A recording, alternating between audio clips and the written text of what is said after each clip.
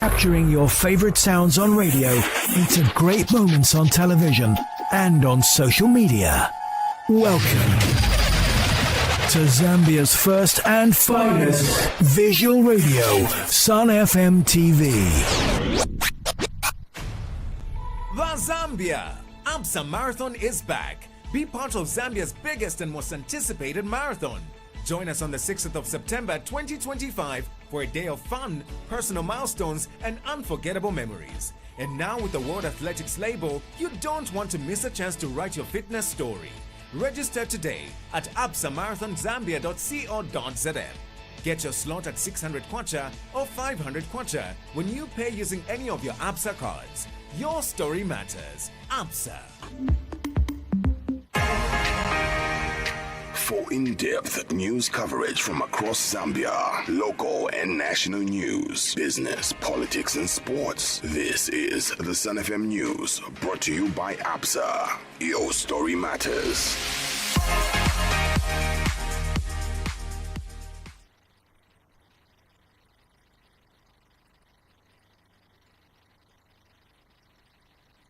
The news.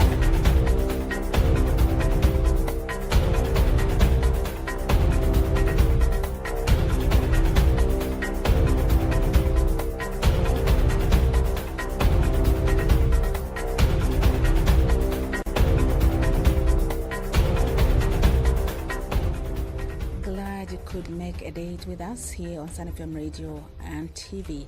To present the news, my name is Imelda Chukwati. Stories making headlines.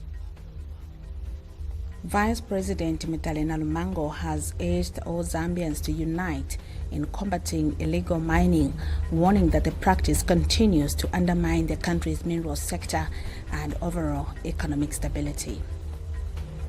A technical team from the Ministry of Commerce, Trade and Industry has arrived on the Copperbelt province to conduct a site assessment for the Kasumbalesa one-stop border post project. The 11th Zambian Battalion has completed its pre-deployment training at the Kenneth Kaunda Peace Training Center ahead of its assignment with the United Nations Multi-Dimensional Integrated Stabilization Mission in the Central African Republic. Young Copper Queens coach Charity Ntala has expressed happiness with the performance of her team in the final Group B fixture at the COSAFA Region 5 Games. Stay tuned for the details.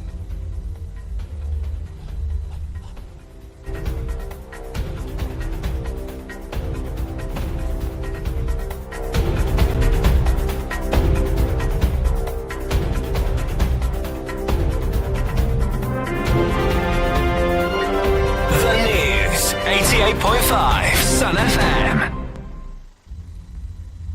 Vice President Mudalena Lumango has urged all Zambians to unite in combating illegal mining, warning that the practice continues to undermine the country's mineral sector and overall economic stability. Speaking at a recent engagement, Mrs. Lumango expressed grave concern over the large quantities of minerals leaving Zambia unaccounted for due to illegal mining activities. She emphasized that such practices threaten both national development and the sustainability of natural resources. Upholding the rule of law, highlighting Zambia's commitment to the rule of law, the Vice President stated that all citizens must operate within the country's legal frameworks. She stressed that anyone wishing to participate in mining must obtain the necessary licenses and comply with regulatory standards. Leaders and even mentioned, and this is true, colleagues, we want to fight this. All of us must speak the same language. Because you cannot allow this kind of illegality where people are going in there thousands and they overrun a place within a day or two. It is not an easy thing to control. And when the police goes in, or the police go in their numbers, then we start criticizing them. Let us stand together, because this is not about UPND. This is about our country. the peace that we enjoy must be protected by each one of us. Honorable, all of us in this house and all leaders out there. Let us stamp out this. Let people get licenses, because then they have a duty to protect their own tenement. Mrs. Nalumango reaffirmed the government's stance on fostering a transparent and regulated mining sector, calling on stakeholders to work together to protect Zambia's mineral wealth for future generations.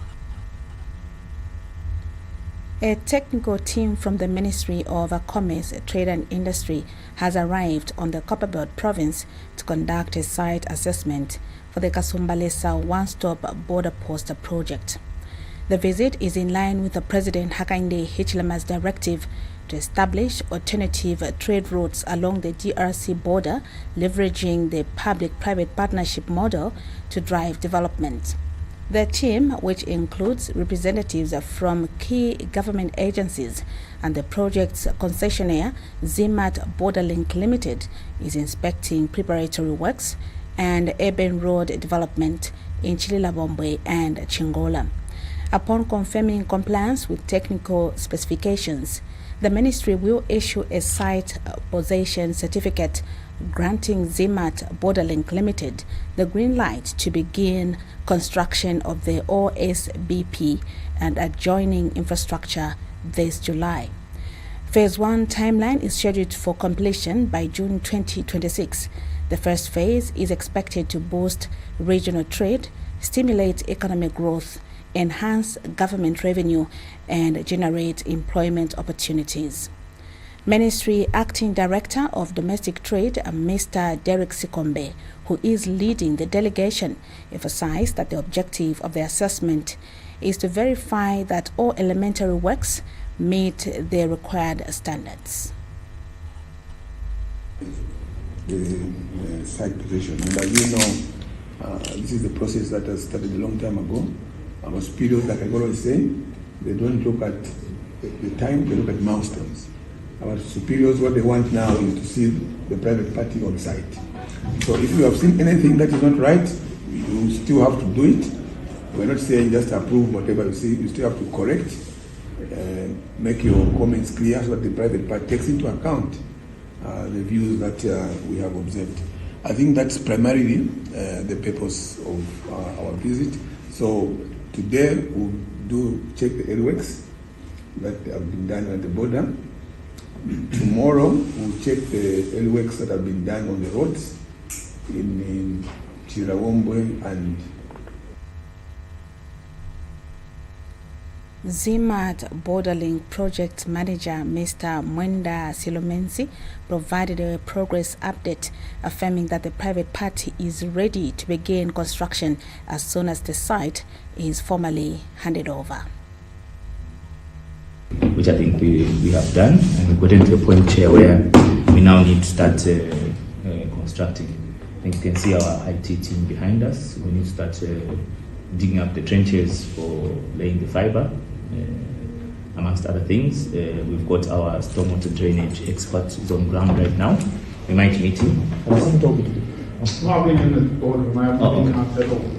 Okay, so our EPC and our stormwater drainage expert are on the ground right now. They started from Ndola in the morning. They're just finalizing the slope of the drainage and things like that. So we might meet them, hopefully, or if need be, if the experts, the technical experts need to see them, pointing at DPI, looking around the table. The ministry reiterated its commitment to ensuring the success of this strategic project, which promises to deliver long-term benefits for Zambia's trade ecosystem. The 11th Zambia Battalion, Zambat 11, has completed its pre-deployment training at the Kenneth Kaunda Peace Training Center, KKPTC, in Lusaka, ahead of its assignment with the United Nations Multidimensional Integrated Stabilization Mission in the Central African Republic. The battalion, which underwent 3 months of rigorous preparations, will soon take over operations from Zambat 10, which is concluding its year-long mission in the conflict-ridden Central African Republic. During the official closing ceremony, Defense Minister Ambrose Lufuma urged the troops to uphold the professionalism and discipline that Zambian peacekeepers are renowned for. He encouraged them to build on the legacy of the past 10 battalions and prioritize the protection of vulnerable civilians, especially women, children, and the elderly. Minister Lufuma also reaffirmed the government's commitment to transforming KKPTC into a center of excellence while acknowledging the need for additional infrastructure and equipment to achieve that goal. Zambia Army Commander Lieutenant General Geoffrey Ziele assured the public that recent security threats will not disrupt the Army's peacekeeping efforts. Referencing the tragic ambush in CAR that claimed the life of Corporal Stephen Sakachoma, he said the incident has only fortified the Army's resolve. KKPTC Commandant Brigadier General Telenkako Banda expressed appreciation to the governments of the United Kingdom, the United States, and France for their support. He highlighted the contributions of the British support Team Africa, the US Peace Group Initiative, and French interpreters in preparing the battalion. U.S. Defense Attaché to Zambia, Lieutenant Colonel Matthew Yan, and praised Zambia's continued commitment to global peace efforts and reaffirmed American support for their training program. This was in a press statement made available to the media by Paul Shalala, Principal Public Relations Officer at the Ministry of Defense. The Zambia Occupational Health and Safety Association has called on workers to refrain from operating in environments they deem unsafe, even if they fear losing their jobs.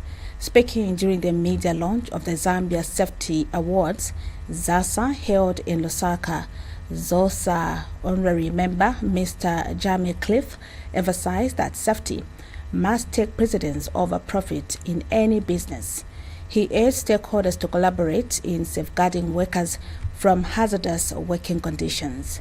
Mr. Cliff highlighted the importance of promoting robust occupational health and safety regulations and policies tailored to protect Zambian workers. He reiterated ZOSA's commitment to raising awareness and fostering a national culture that champions safety. We are committed to reducing injuries, accidents, fatalities, and improving the welfare and lives of all working Zambians. In line with our own aspirations and goals, it is both an honour and a privilege to stand before you today at the launch of the Zambia Safety Awards, an initiative that embodies our collective. At the same event, Africa Safety Awards for Excellence, AfriSafe President Ms. Helen Mwamba stated that safety is a fundamental human right, not a privilege. She stressed that leaders have a moral responsibility to create and maintain safe working environments. ZASA was designed to fill up the gap and to complement existing initiatives by the government and stakeholders, leveraging on the extensive experience pedigree of the ABSA Awards. We believe that safety is a right and not a privilege, and the moral emphasis placed on duty holders to provide a safe place of work remains sacrosanct. We recognize that some organizations are already doing quite well in fulfilling their responsibility in this regard. It is therefore convenient that they be appreciated and that Safety Awards aim to recognize institutions and individuals demonstrating excellence in health and safety practices, promoting a healthier and more secure working landscape across the country. An economist has underscored the vital role of maintaining exchange rate stability in Zambia's pursuit of macroeconomic recovery and growth. In a statement, Kelvin Chisanga highlighted that the country's overall macroeconomic stability increasingly hinges on the consistent performance of the foreign exchange market. Mr. Chisanga emphasized that in the current environment, where recovery efforts remain fragile, exchange rate stabilization is essential for maintaining price predictability, strengthening investor confidence, and enhancing trade competitiveness. He further noted that a clear policy direction are critical in attracting long-term investments, both domestic and foreign. The economist attributed the recent resilience of the kwacha to key factors such as the Bank of Zambia's tight monetary policy, sustained fiscal discipline, and the country's progress under the International Monetary Fund (IMF) supported extended credit facility. He also pointed to ongoing structural reforms and positive developments in external debt restructuring as key contributors to reinforced market confidence. Mr. Chisanga called for continued coordination between fiscal and monetary authorities to preserve their hard-earned stability. He emphasized that exchange rate predictability should remain central to Zambia's economic management strategy, particularly as the nation seeks to unlock value in pivotal sectors like mining and agriculture.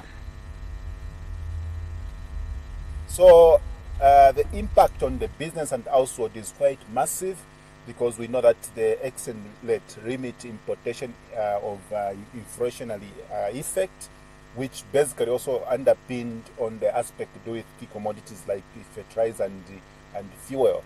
So basically we are being helped to gravitate into some pass-through, smooth path.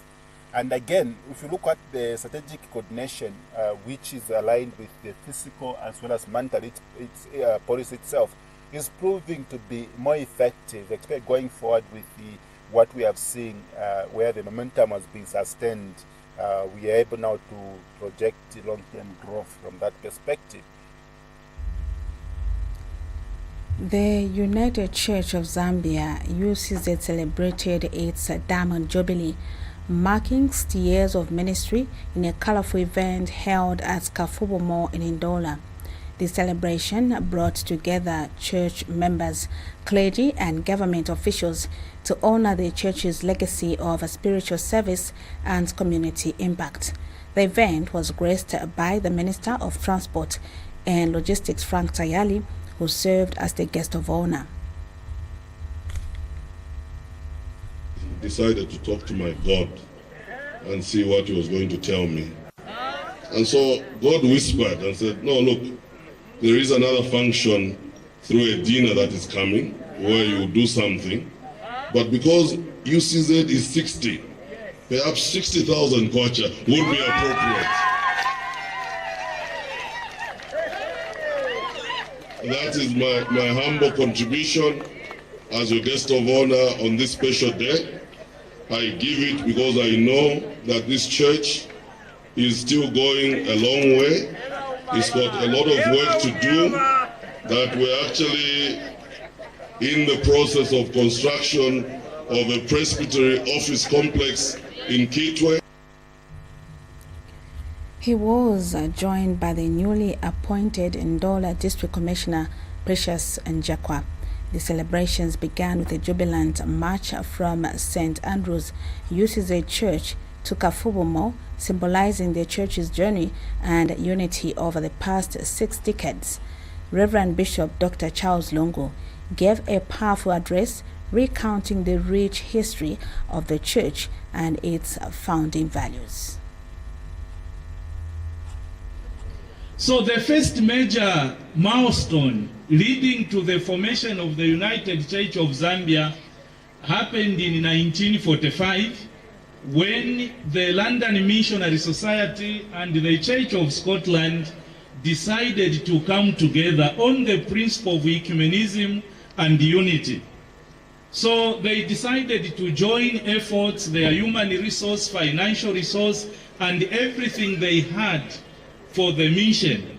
And in 1945, the union took place and a new church was formed, which came to be known as the Church of Central Africa. The Church of Central Africa, or CCA. Mr. Tayali has pledged 60,000 kwacha towards the dinner gala the church is yet to host, emphasizing his commitment to the church and its contribution to national development. Decided to talk to my God and see what he was going to tell me. And so God whispered and said, no, look, there is another function through a dinner that is coming where you do something. But because UCZ is 60, perhaps 60,000 kwacha would be appropriate. Very special church in this, our beautiful country. This was a church that came about as a result of the need for unification, the need of bringing our country together. Basically, I think that our forefathers had a vision. This church was also there to back up the One Zambia, One Nation slogan. No wonder this church has lived not only at peace with itself, but at peace with all our neighbors. And we must thank God for that.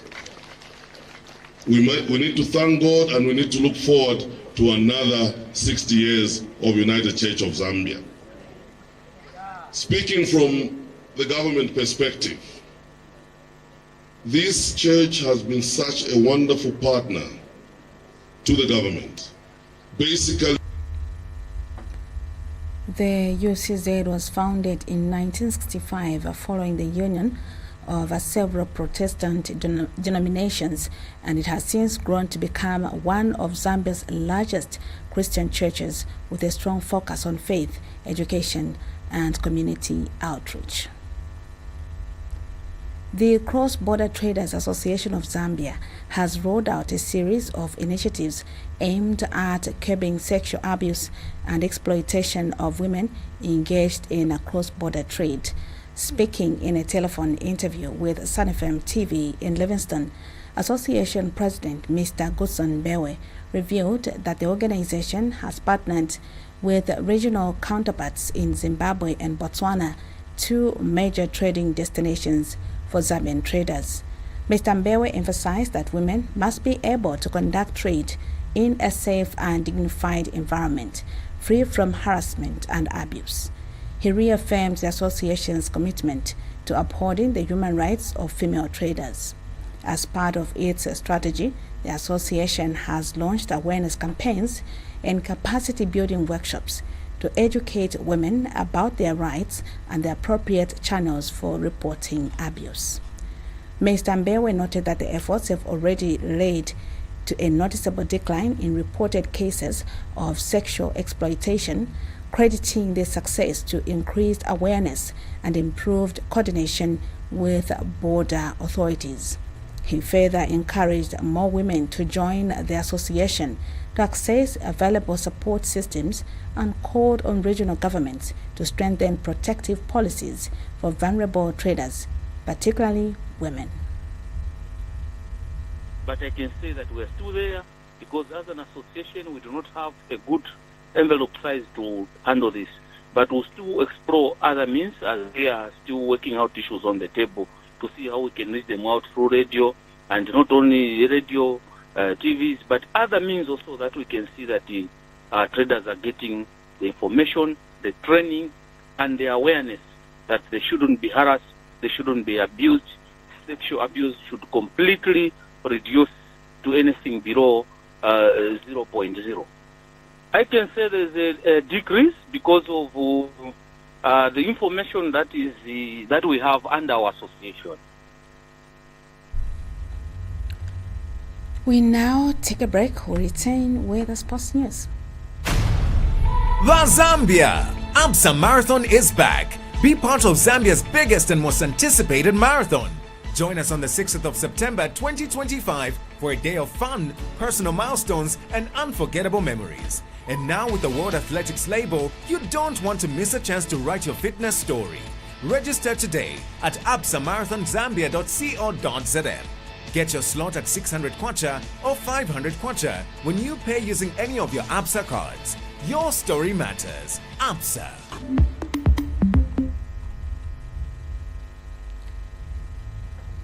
This is what is making sports news. Young Copper Queens coach Charity Ntala has expressed happiness with the performance of her team in the final Group B fixture at the COSAFA Region 5 Games. Speaking during the post-match interview after guiding her team to the 5-0 win over Botswana in the semi-finals of the Southern African competition, Ntala explained that the need for the team to sharpen their scoring boots ahead of the final.